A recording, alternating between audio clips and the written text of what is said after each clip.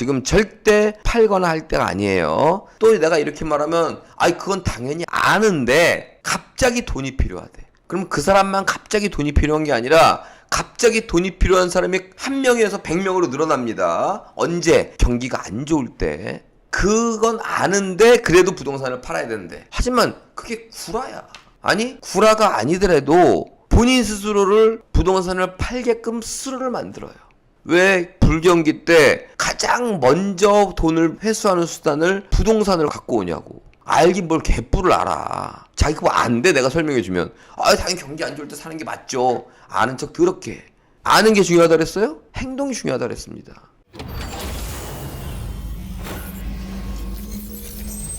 여러분들 대부분 일반인들은요, 집값이 올랐다 그럼 집을 사고요, 주식이 올랐다 그러면 주식을 사고요, 금리가 올랐다 그러면은 저금을 해요. 예금을 합니다. 그리고 집값이 떨어졌다 그럼 집을 팔고요, 주식이 떨어졌다 그럼 주식을 팔고요, 금리가 떨어졌다 그럼 예금해서 돈을 뺍니다.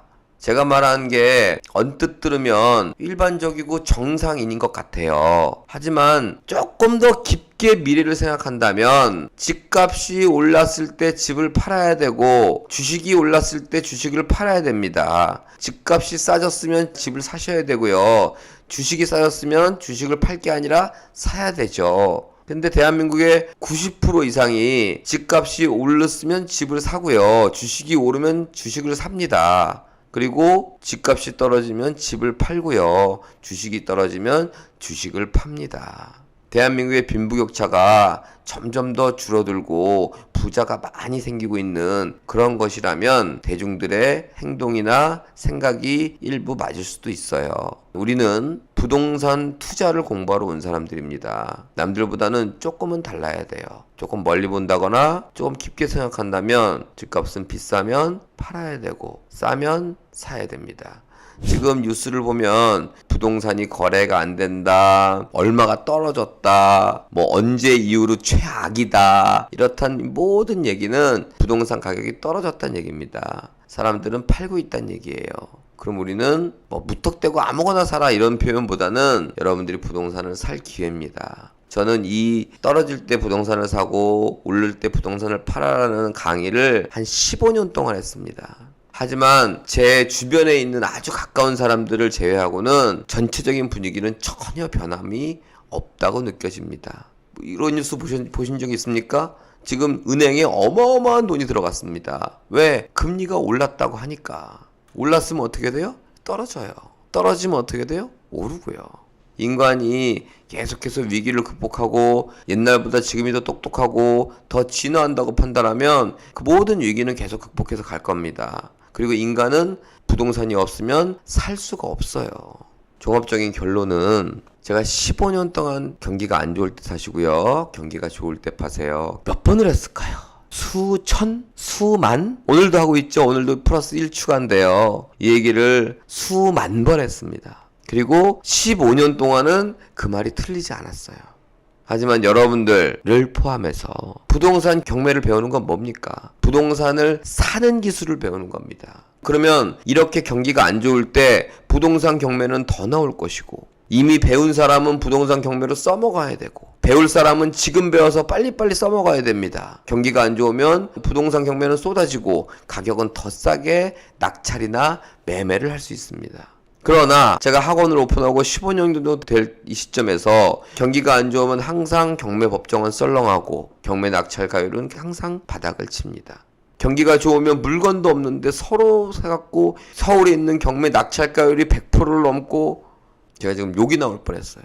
심지어는 저한테 배우신 분들도 배울 당시에는 끄덕끄덕 거려놓고 지금 경기 안 좋으니까 또 팔고 있습니다. 집값이 떨어지면 마음이 아플 수밖에 없습니다. 하지만 그 아픈 마음은 감정이고 이성적으로 판단하셔갖고 지금 또 부동산을 사셔야죠.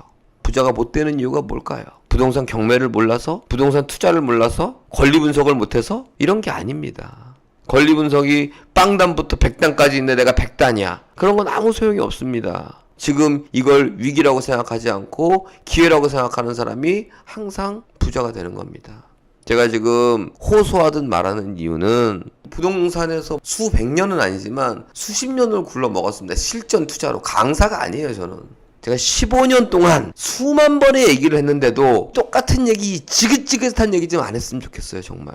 적어도 이걸 보고 계시는 분들은 남들과 다른 생각, 남들보다 더 깊은 생각, 남들보다 좀 멀리 보는 생각으로 벌써 기회는 시작됐어요. 언제 올까 고민하고 조금 기대했는데 왔어요. 생각보다 그렇게 오래 가갈 것 같지는 않으나 그래도 또 옛날에 그때 투자할 걸 이런 헛소리 안 하셨으면 좋겠습니다. 제가 지금 입 밖으로 나올까 말까 하는 요 얘기가 하나 남았는데요. 여러분들 물어보겠습니다. 여러분은 지금 사고 있거나 살 계획을 잡고 계십니까? 아니면 팔고 있거나 팔 계획을 잡고 계십니까? 적어도 제 영상을 보거나 제 팬이라면 지금 사고 있거나 살 계획을 갖고 계셔야 됩니다. 자, 지금 제가 채팅창을 이렇게 올려보니까 살려고 준비 중이라는 분들이 많이 계세요. 좋은 현상이고 이거는 생각만 하면 절대 안 되고 행동으로 옮기셔야 된다는 점 다시 한번 강조하고요. 두 번째 주의사항이 있습니다. 이것도 잘 들으세요. 주식으로 하면 더 직관적일 것 같아요. 주식이 오릅니다. 파셔야 됩니다. 그런데 더 오를 것 같아요.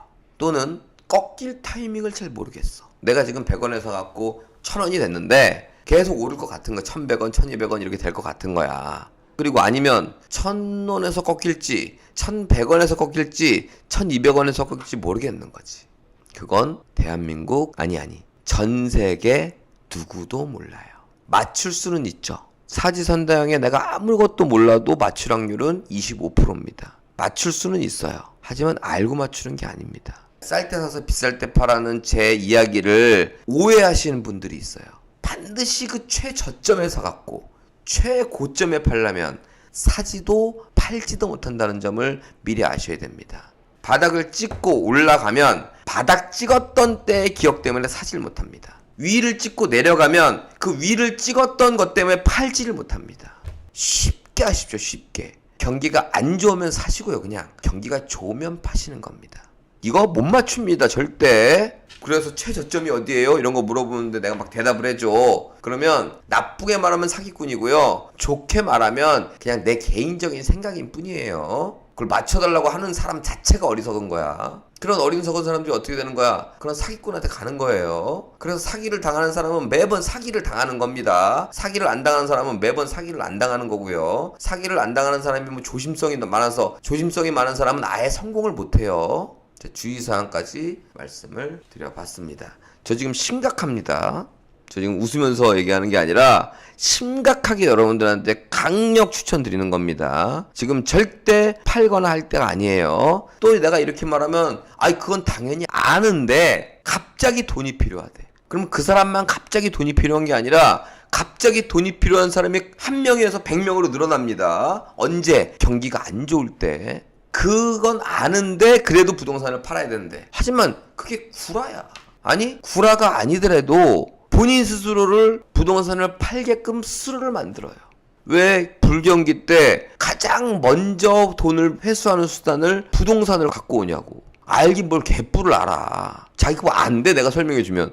당연히 경기 안 좋을 때 사는 게 맞죠. 아는 척 더럽게 해. 아는 게 중요하다 그랬어요? 행동이 중요하다 그랬습니다. 그러면서 하는 얘기가 근데 개인적인 상황이. 그래서 내 핑계를 댑니다. 돈 필요하면 팔려면서요. 그런 사람이 부자가 되겠다고? 택도 없는 소리입니다. 한때 잘 나갔던 사람 은근 많습니다. 저는 부동산 경매 채무자를 만나면서 항상 느끼는 거죠. 말을 계속 걸어보면 누구보다 잘 나갔던 사람 한둘이 아닙니다. 운이 좋았죠. 소신과 원칙도 없고 실력도 없고 아무것도 없는데 운이 좋았던 얘기는 운이 나쁠 수도 있다는 얘기죠. 계속 운이 좋은 사람이 뭐냐? 그런 사람들은 겸손한 겁니다. 여러 가지 이유가 있지만 결국은 운 좋다고 얘기를 본인이 하는 거죠. 무릎에 사서 어깨에 팔아라 주식 명언입니다. 이런 말씀하셨는데 저게 너무너무 쉬운 얘기 같지만 인간의 감정이 들어가는 순간 발에 사서 머리에 팔고 싶은 게 인간입니다. 제가 심각하다는 표현을 지금 3번째 쓰는데요. 매번 이런 금융에 대한 또는 경기에 대한 이런 위기가 찾아왔을 때 진짜 더럽게 안 사시고요. 진짜 안 사. 나한테 교육 받은 사람들도. 그리고 또 더럽게 팔아. 그리고 또 1, 2년 있으면 후회하고. 선배기 쓰고 오면 그때 되면 돈을 많이 벌었겠습니다. 그러면 그럼요 선배님들 많이 벌었죠. 그리고 뻥이야. 나 구라치는 거야 지금. 무슨 선배라고 돈을 많이 벌어. 그런 행동만 하는 사람이 돈을 번 거지. 그러면서 속으로 부끄러워하고. 내가 가르쳐주는 사람 중에 10명 중에 5명은 그렇게 해야 되는데 3명밖에 안 했다고 부끄러워하고. 그럼 거기서 또 책임감을 느끼고 또 떠들고. 제가 경매한 지는 23년 정도 되는 것 같고 교육한 지는 한 15년 된 것 같은데 15년 동안 떠들고 있는 얘기입니다. 여러분들 생각이 제 생각과 맞다면, 공감을 한다면 반드시 행동으로 옮기시길 바라겠습니다. 싸게 사서 비싸게 파십시오.